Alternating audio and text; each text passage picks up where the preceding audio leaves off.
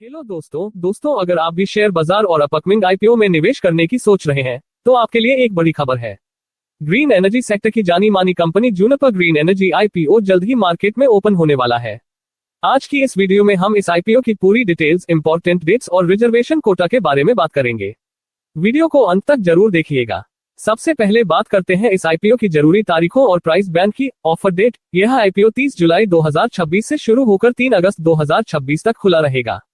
Price band, company ने इसका price band 215 रुपए से 225 रुपए प्रति शेयर तय किया है। फेस वैल्यू, हर शेयर की फेस वैल्यू 10 रुपए है। लॉट साइज, रिटेल निवेशकों के लिए एक लॉट में 66 शेयर्स होंगे। इश्यू साइज, ये पूरा आईपीओ 1800 करोड़ रुपए का फ्रेश इश्यू है। मार्केट कैप, इस आईपीओ के आने के बाद कंपनी का मार्केट कैप करीब 12,802.46 करोड़ रुपए का होगा। कर्मचारियों के लिए, कंपनी के कर्मचारियों को प्रति शेयर 21 रुपए का डिस्काउंट मिल रहा है। चलिए अब नजर डालते हैं इस आईपीओ की टेंटेटिव टाइमलाइन पर, जिससे आपको अलॉटमेंट और लिस्टिंग की तारीखें पता चल सके। आईपीओ ओपन डेट 30 जुलाई 2026, आईपीओ क्लोज डेट 3 अगस्त 2026, बेसिस ऑफ अलॉटमेंट 4 अगस्त 2026 मंगलवार, रिफंड की शुरुआत 5 अगस्त 2026 बुधवार, डिमेट अकाउंट में शेयर ट्रांसफर 5 अगस्त 2026 बुधवार। लिस्टिंग की तारीख 6 अगस्त 2026 गुरुवार, यानी शेयर एनएसई और बीएसई दोनों पर लिस्ट होगा। अब बात करते हैं कि किस कैटेगरी के निवेशकों के लिए कितने फीसदी शेयर रिजर्व किए गए हैं। QIB quota, qualified institutional buyers के लिए 50% हिस्सा आरक्षित है। HNI quota, non institutional investors के लिए कुल 15% हिस्सा है। रिटेल कोटा, REIT हम और आप जैसे रिटेल निवेशकों के लिए 35% हिस्सा सुरक्षित रखा गया है। इसके अलावा एम्प्लॉय कोटा भी उपलब्ध है।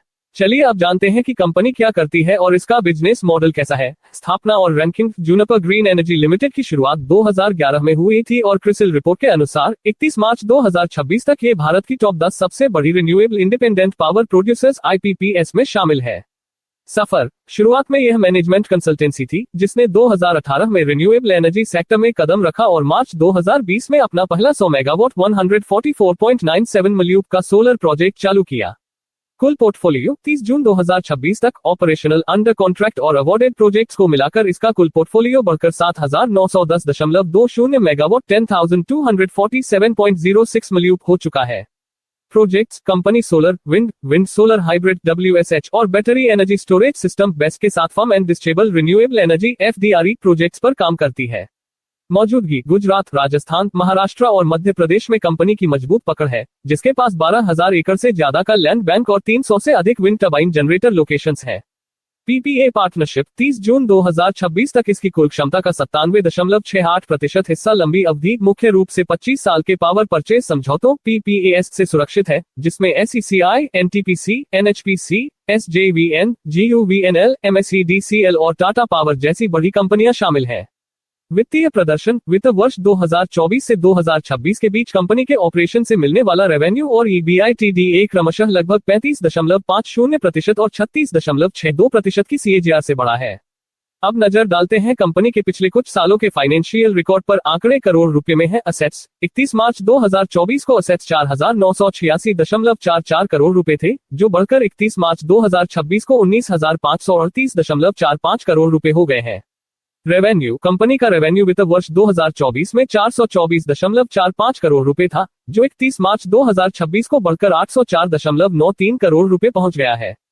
प्रॉफिट आफ्टर टैक्स, 31 मार्च 2024 को मुनाफा 40.06 करोड़ रुपए था और 31 मार्च 2026 को यह 40.46 करोड़ रुपए रहा है।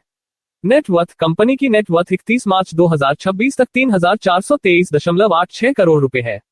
कुल कर्ज, टोटल बोरोइंग, 31 मार्च 2026 के अनुसार कंपनी पर कुल कर्ज 12,920.54 करोड़ रुपए है।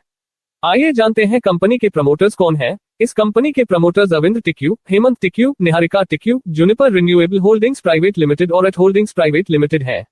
आईपीओ आने से पहले प्रमोटर्स के पास 100% हिस्सेदारी थी, जो कि इश्यू के बाद घटकर 85.94% रह जाएगी।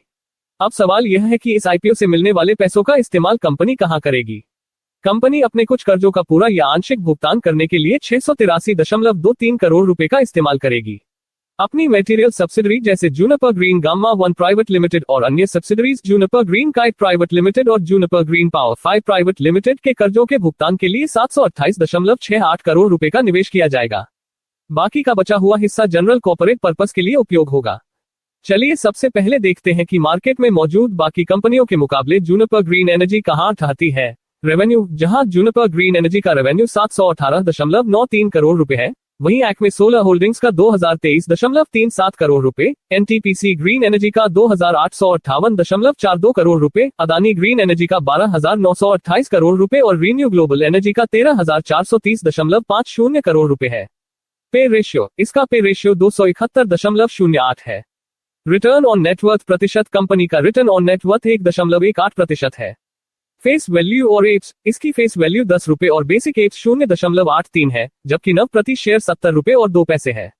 अब बात करते हैं इस कंपनी की मुख्य ताकतों, स्ट्रेंथ्स की। मार्केट पोजीशन, ये भारत की टॉप 10 रिन्यूएबल आईपीपीएस में शामिल है, जिसके पास सोलर, विंड, डब्ल्यूएसएच और एफडीआरई प्रोजेक्ट्स की कुल क्षमता 7910.20 मेगावाट है। डाइवर्सिफाइड पोर्टफोलियो, कंपनी के पास सोलर, विंड और हाइब्रिड प्रोजेक्ट्स का एक संतुलित पोर्टफोलियो है जो क्लीन एनर्जी की जरूरतों को पूरा करता है। लैंड बैंक और कनेक्टिविटी, कंपनी के पास 12,000 जोड़ एकड़ जमीन, 300 से ज्यादा विंड टर्बाइन लोकेशंस और सरप्लस ग्रिड कनेक्टिविटी है, जिससे प्रोजेक्ट्स तेजी से पूरे होते हैं। लंबी अवधि की कमाई, इसकी कुल क्षमता का 97.68% हिस्सा सरकारी और मजबूत ग्राहकों के साथ लंबी अवधि के पीपीए पावर परचेज समझौतों से सुरक्षित है, जिससे स्थिर कैश फ्लो मिलता है। शानदार ग्रोथ, मजबूत A+A क्रेडिट रेटिंग के साथ कंपनी का रेवेन्यू और EBITDA 35.50% और 36.62% की CAGR से बढ़ा है। किसी भी निवेश से पहले जोखिमों को समझना बहुत जरूरी है। आइए जानते हैं इसके मुख्य रिस्क क्या हैं। ग्राहक निर्भरता, वित्त वर्ष 2026 में इसके टॉप 2 ग्राहकों से ही 86.06% रेवेन्यू आया है, यानी कंपनी कुछ ही बड़े ग्राहकों पर बहुत ज्यादा निर्भर है। क्षेत्रीय जोखिम, इसके ज्यादातर प्रोजेक्ट्स गुजरात, महाराष्ट्र, राजस्थान और मध्य प्रदेश में केंद्रित हैं, जिससे क्षेत्रीय नीतियों या प्राकृतिक आपदाओं का असर पड़ सकता है। सरकारी इंसेंटिव, अगर सरकारी छूट या इंसेंटिव कम या बंद होते हैं तो प्रोजेक्ट की प्रॉफिटेबिलिटी पर असर पड़ सकता है। कड़ा मुकाबला, रिन्यूएबल एनर्जी ऑक्शन में बहुत ज्यादा कंपटीशन है, जिससे प्रोजेक्ट मिलने में दिक्कत आ सकती है।